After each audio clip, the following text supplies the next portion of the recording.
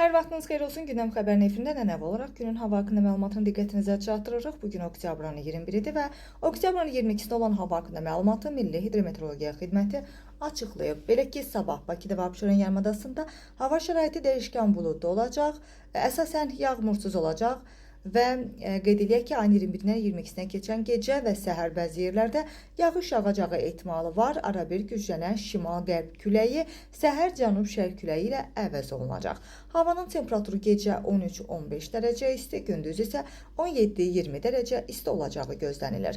Azərbaycanın bölgələrində bəzi yerlərdə arabir yağış yağacağı, şimşək çaxacağı gözlənilir. Ayrı-ayrı yerlərdə isə qısa müddətli leysan xarakterli yağıntının olacağı, dolu düşəcəyi, hətta yüksək dağlıq ərazilərdə isə qar yağacağı ehtimal edilir. Havanın temperaturu isə gecə 10-14 dərəcə isti, gündüz isə 18-22 dərəcə isti olacaq. Dağlarda isə gecə 4-8, gündüz isə 10-15 dərəcə isti olacağı gözlənilir.